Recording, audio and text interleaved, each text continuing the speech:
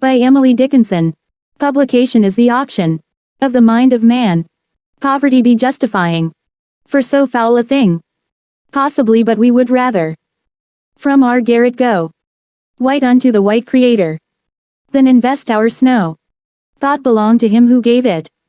Then to him Hobier its corporeal illustration sell. The royal heir in the parcel be the merchant of the heavenly grace. But reduce no human spirit to disgrace of price.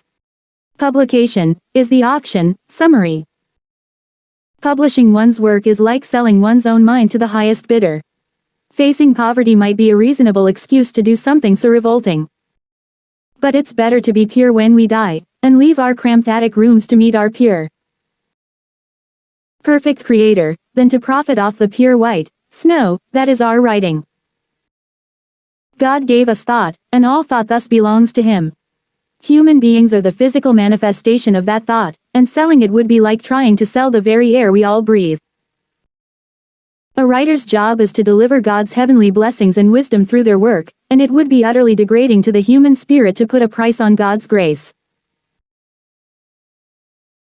In Publication is the Auction, the speaker argues in no uncertain terms that selling one's writing is degrading. To do so is akin to putting a price tag on one's own thoughts and perhaps even tailoring them to suit public appetites. Even worse, the speaker argues, these thoughts aren't people's to sell in the first place. All thought comes from God, and human beings are simply vessels that God's love and wisdom pass through.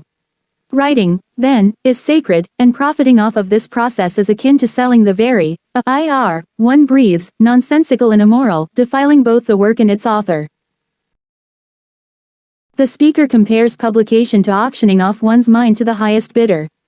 The only possible justification for doing something so foul would be to stave off poverty, but the speaker insists that it's much better to go white unto the white Creator, that is, to remain unpublished throughout life, so that one can be pure white upon meeting God in heaven.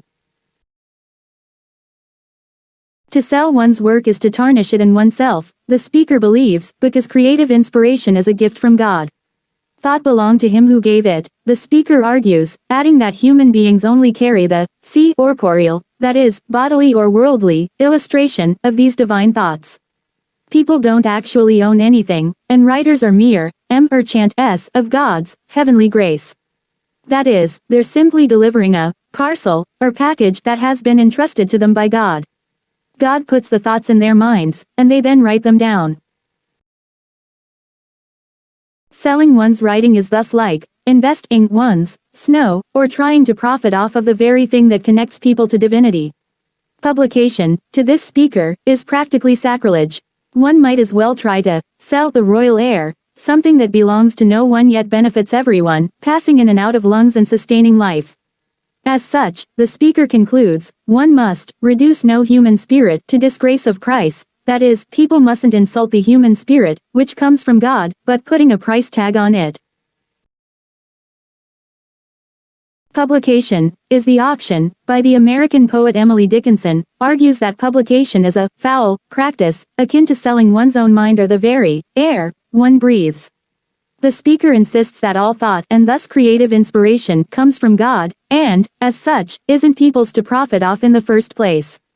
Writers are just vessels through which God's grace and wisdom flow, and putting a price on writing simply degrades both the author and their work.